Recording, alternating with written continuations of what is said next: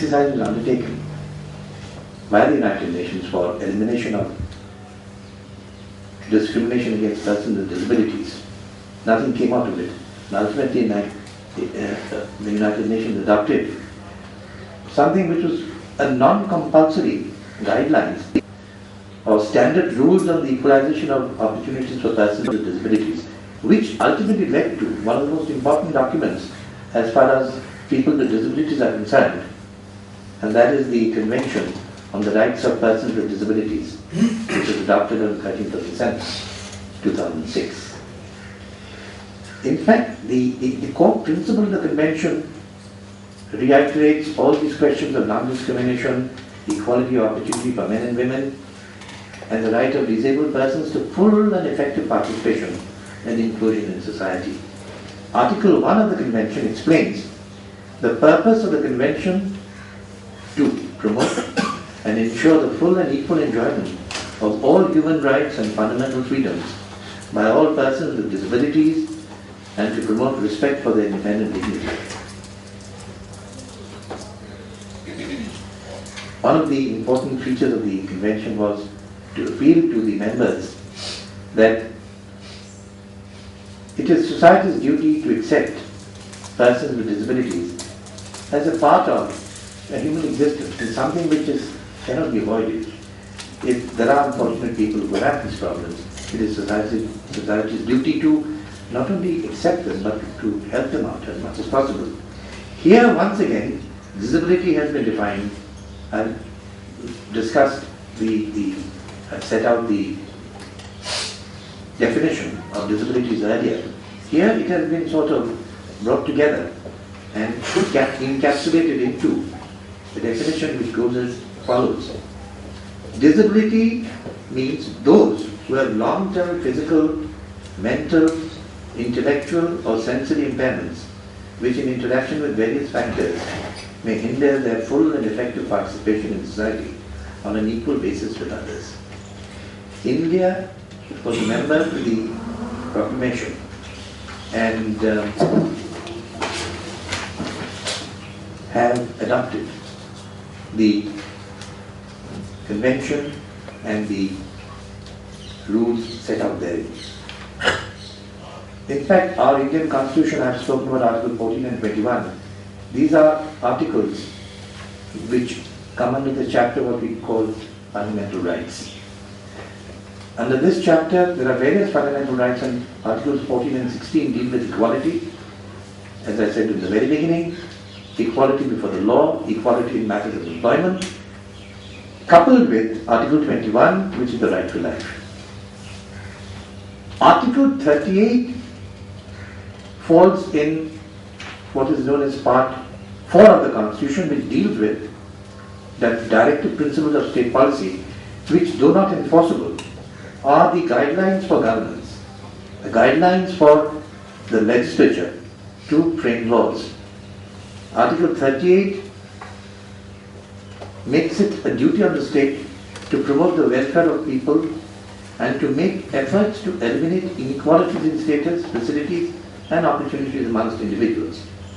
And Article 39A deals with the government's duties to act in a manner so that people of all different classes of society are given equal opportunities. This is where the economic aspect comes in.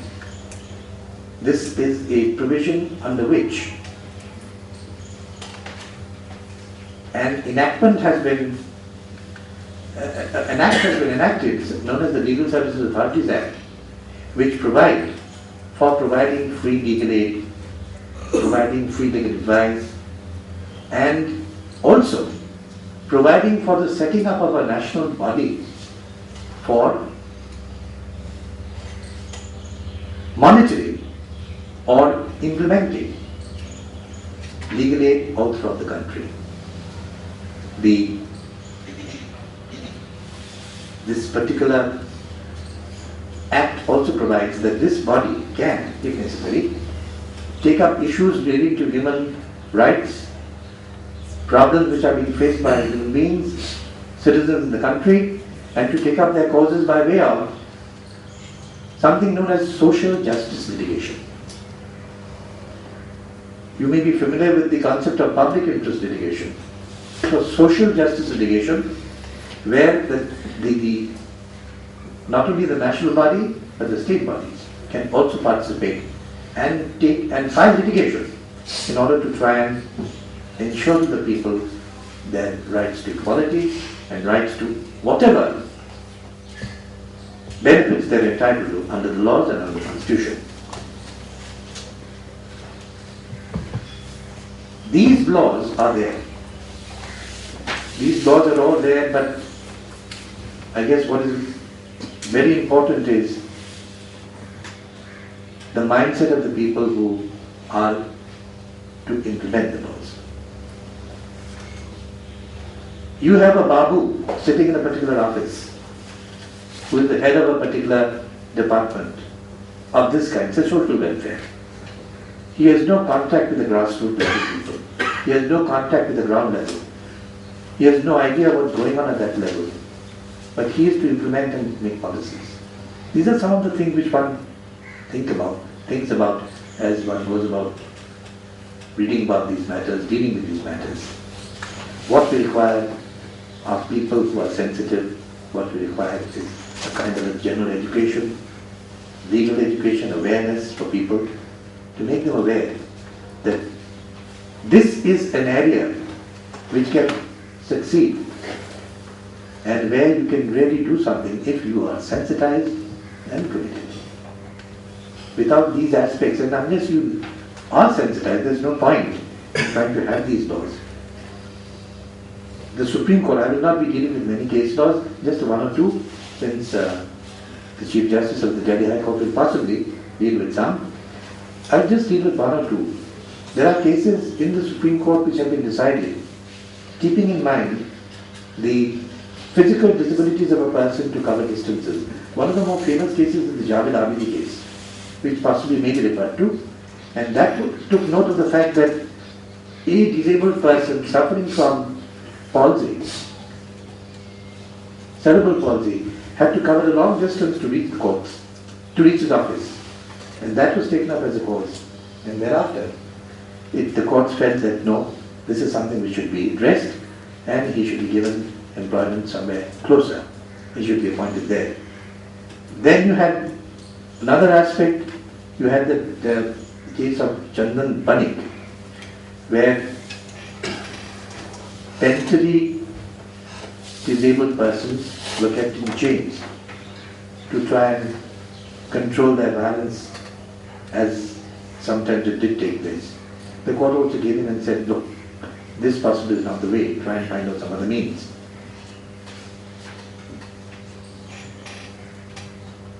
Like I had said a little while earlier, both Mr. Colin Gonzalez and I, we had occasion to consider Section 32 and 33 of the Disability Act of 1995 in the case of a primary teacher. A primary teacher whose name was Bashiruddin. This was a case of a primary teacher who was suffering from cerebral palsy, and he had been appointed, and because of the fact that he could not write on the blackboard, cerebral palsy, you can't control your movements, your hands are shaking all the time. Because he could not write on the blackboard, his services were terminated. He came to court. Ultimately, the matter reached the Supreme Court. He came before us, and there we felt that when a provision is there in the enactment itself to provide employment for such people, and there's a provision to provide or keep reserved posts for people suffering from cerebral palsy, there was no reason why this person should not be given the benefit of such provision. Especially when there was another provision in the Act, Section 42, which provides for external aids to be given to help out. A person who is not able to maybe write on the blackboard or draw a diagram can certainly press a button or press a key on a computer board where immediately the picture can be, the diagram can be flashed on the screen. We directed that he should be reinstated. The man was trying to live a life of dignity. The man was trying to fend for himself. The man was trying to stand on his own feet without being a burden on others. If that is not the mindset with which we are to work and to implement these laws, it just makes no sense. I felt let us say, a sense of great satisfaction in being able to deliver the judgment. And I really liked the way Colin went about it, and it was good.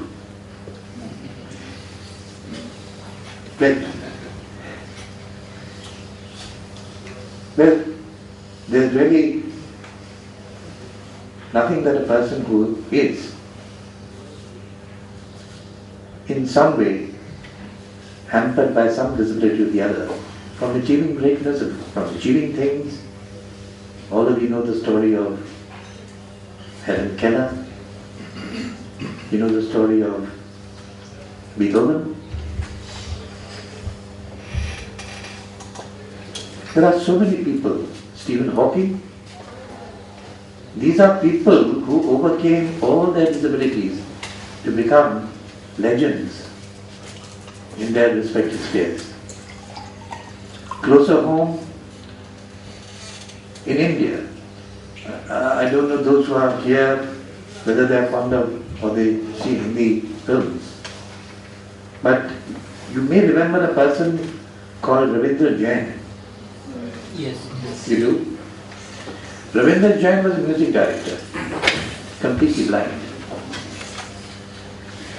And yet, this man we have in India we have what is known as the Filmfare Academy Awards. That man, he won 2 Filmfare Awards for his music and films. He was also a lyricist. He won awards for his lyrics. This kind of person being able to overcome and with the opportunities given to him. Advocate General of West Bengal. Oh yes, I'm coming to him.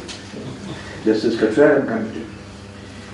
He then, alright, let's take up the former Advocate General of West Bengal, a man called Shadun Gupta. This gentleman was blind from his birth. Yet he rose to the position of Advocate General, and he did his studies with the help of Braille.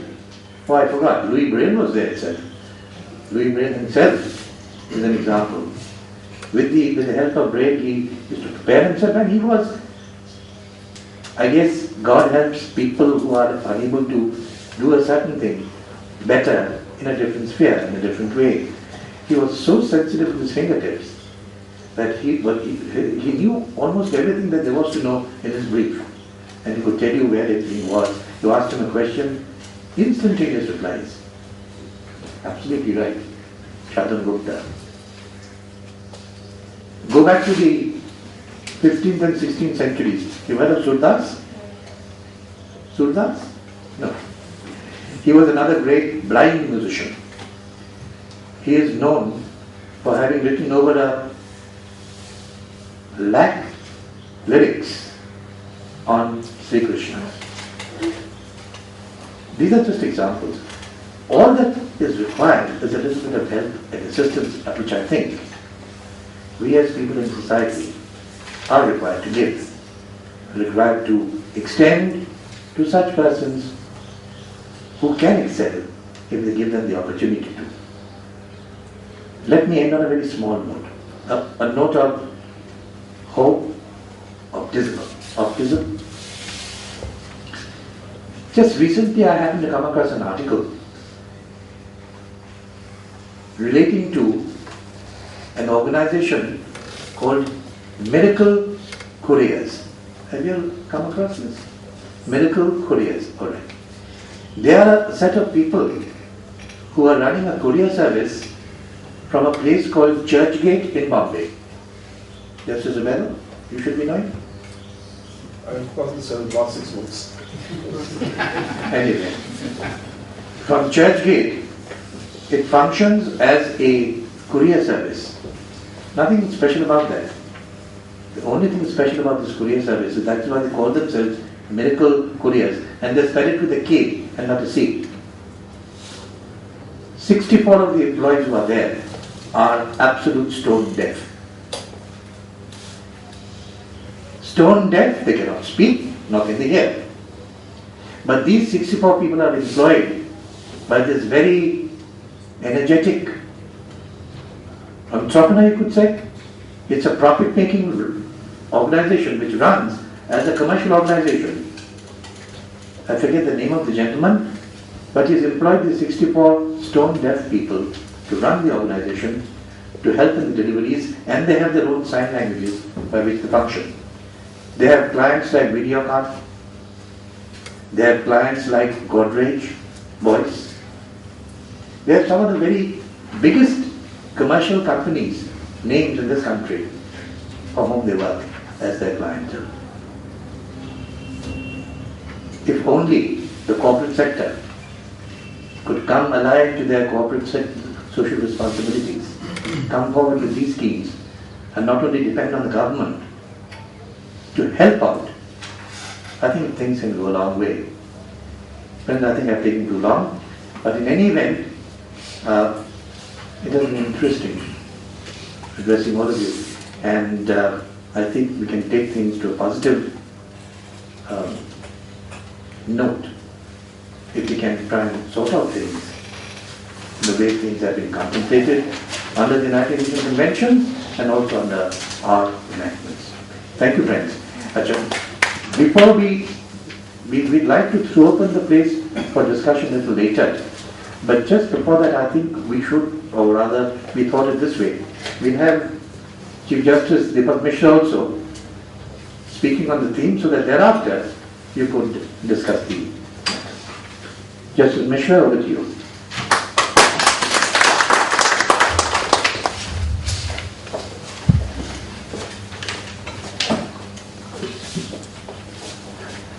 My Lord Justice Kabir, Judge, Supreme Court of India and Executive Chairman, National Legal Services Authority, distinguished guest, Mr. Gonsalves, who has been quite ambitious, desirous, and almost assiduous in his attempt in organizing things as well as in court and outside.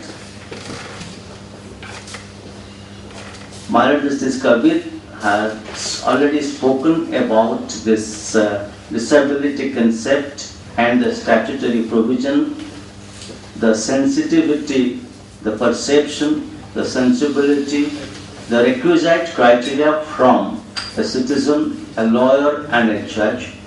But the theme that is given to me is different. Delhi High Court perception what is discrimination. Prior to that, I would like to speak three aspects. What I have understood from this concept, I think when Mr. Gonsalves met me almost a month back, he gave me the idea this is almost a humanitarian approach to a problem of humanity worldwide, and we are really trying to accentuate on that. Keeping that in mind, I will start with a note which I always love to say. No person shall be treated as an one person. You may not get this word in a dictionary, doesn't matter. It conveys the meaning. No person should be treated as an one person.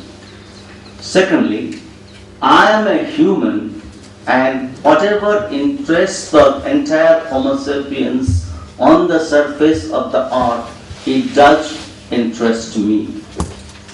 Third, a judge is not supposed to take a position. There can be no cavil over the same, but indubitably a judge can have a human perception, and perception is definitely distinct than taking a position. Now with this paradigm, I would like to go You see, the brief given to me was with regard to Delhi High Court, but I was just discussing with my Justice Kevin that I did not know about this. I thought some decisions, but I worked for 13 years as a judge in the state of Madhya Pradesh, so I traveled from there. I didn't have the occasion to deal with such a case in Patna, but some cases have come before me in Delhi High Court, and I am acquainted with Delhi High Court judgments. Chief Justice, you may go ahead. I mean, you can go beyond. Sir. You see, but prior to that, let's understand the concept of equality, which I am a proactive person, qua gender justice. And it's not a condescending approach by any kind of male personality or protagonist trying to give any kind of concession to a woman or a lady. There is a subtle distinction between a woman and a lady, and that distinction has to be given a decent burial. You see, Aristotle wrote that about the marriage, the difference between a male and a female ideally should be between 19 years. On what ground Aristotle said so? Aristotle knew and God knew. Nobody has been able to decipher that. I feel it's absolutely perverse, or they wanted a woman to be slave. Time passed, but nobody takes note of it, and I'm really sorry about it. Actually, anyone who thought that women should be given the franchise and women should be educated was Daniel Defoe. But nobody really talks about him, not even Mr. Gonsalves. I really don't know. Daniel Defoe wrote sometimes in the early part of the 17th century, unless we give education and franchise to the women at large, it will be blasphemous to Christianity. That was a very bold statement at that stage. Everyone start from Lady Susan. True, she had done a lot of work. I am not going to condemn her or not to take away from her. But we must remember the first attempt that was made by Daniel Defoe. Coming to the present scenario, in 2008, towards the fag end of it, if my memory serves me right, sometime in November 2008, Madhya Pradesh legislature brought out an amendment increasing the 33% seats in the municipal corporations to 50%. I'm aware that outside this, here the Constitution of India permits, up to 50%, and it actually provided at one point of 33% and can go up to 50%. Attacks were manifold. I am not talking about the Constitution, I am not talking about the statutory phraseology. What the battery of lawyers conversed was slightly shocking, though I did not use the word shocking in the judgment. The matter is pending. They said if women are allowed to come up to 50% by reservation, this should be against the election concept. One, which is the most perplexing, I would say, distasteful and disdainful one, that if they come to power, they will not be governing, but it will be their husbands or relations would govern. Not only we repelled the submission, I gave some caustic remarks about the submission being conversed at the bar in the judgment. You really can't degenerate woman to such kind of that she will be lending her ears to an influential husband or a relation. I could not give the reason in the judgment. I said by law, but there is a facet to it. You see, it's a very, very difficult proposition, but this is the truth and has been accepted by authors. Why does a woman has to be given more focus compared to a man, and why there should not be any discrimination? The present day psychologists and the neurologists have segregated human mind. Human mind means also man's and mind. So, that there are 5 types of brains. One is an emotional brain. Second, an intelligent brain. Third, an intellectual brain. Fourth, instinctual brain. And fifth, unified brain. I will give you 2 examples from that which will be absolutely clear. One, supposing a ball is coming to hit, somebody hits the ball. It's coming to hit you. If you apply your intellectual brain, you will try to find out this is coming at this speed and it's going to affect me. And by the time you think, analyze, scan, X-ray, the ball hits you and you are wounded, injured. But if you apply your instinctual brain, it's coming and you immediately get away from the path of the ball and save yourself. These 4 kinds of brains, and the 5th one is the unified brain. May I humbly bring it to your notice, the woman has more instinctual brain and the unified brain. You see, a woman can do 3 acts at a time. Like supposing she is holding a baby and cooking, having tea, making tea at home, tea in the kitchen. She can also find out what the husband is doing in the news on the drawing, when the other person is really reading a newspaper or something else. Another aspect I would like to highlight is the science has proven the body cells sleep while we sleep. A woman's body cells of a woman, a lady, both sleep 60%, whereas when the male sleep, 90% body cells sleep. Just imagine. So that we upheld the constitutional validity. I think that Rajasthan High Court, I'm not talking about the logic of any judgment, both are sub judice before the apex court, we're talking about the contribution. The Rajasthan High Court declared it as ultra vires. What's their logic? I'm not concerned. What's our logic? I'm not concerned. I'm only concerned that we really dispel the concept that there should not be any kind of a gender bias. It's a permissible constitutional philosophy which is the organic law of our land. Now, I will go to another kind of discrimination. My Lord Justice Kabir had pointed about with regard to a transfer of a disabled person. But you see, ordinarily in India, nobody really interferes in a matter of transfer unless it's modified or violative of the statutory mandatory rule. A case came before us in Madhya Pradesh. He was a commissioner of income tax. He was transferred from Madhya Pradesh, I think, to somewhere in south. We called for the file because he has pleaded malified. There are notes in the file, and there was a little bit of connotative in the order that he had a class bias towards scheduled caste bias with regard to upper class people. He belonged to a different class. This cannot be a reason for transfer. Where is the basis? Where is the bias shown? Has he passed any order? Has he given any stricture? Has he written any, has he really damaged anyone's SR? Nothing. You can't imagine a class bias and pass an order of transfer. We take aid of the Constitution and say this is actually against the constitutional philosophy. And we quash the order of transfer. And I may gladly note as a High Court judge, the apex court did not interfere.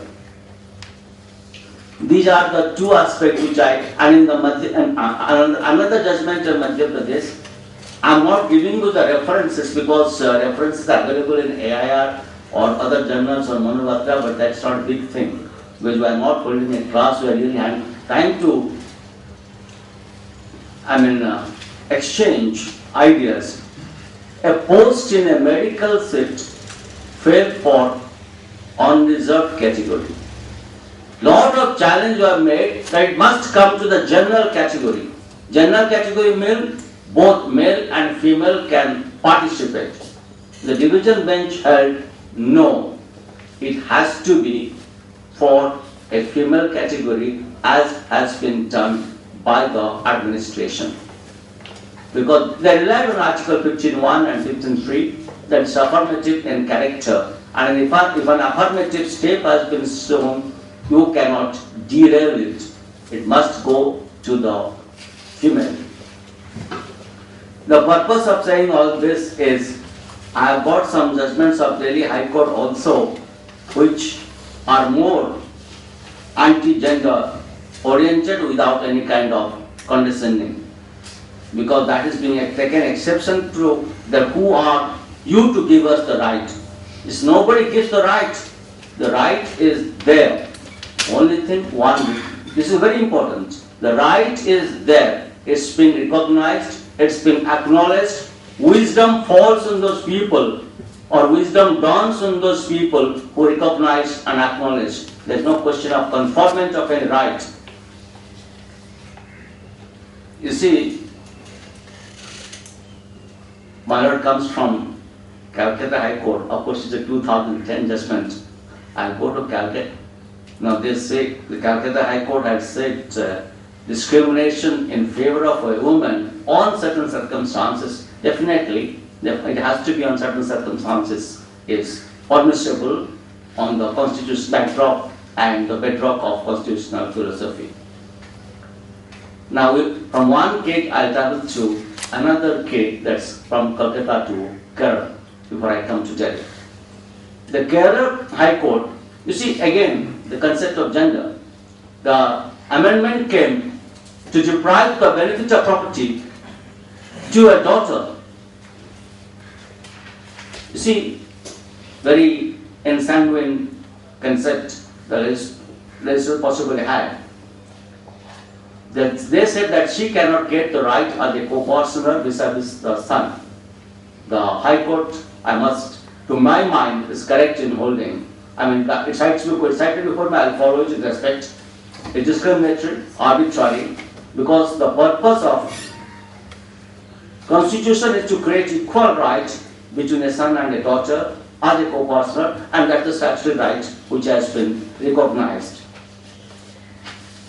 Now, I'll come to a little bit of Delhi, then I will say something else. You see, there is an act called Equal Remuneration Act.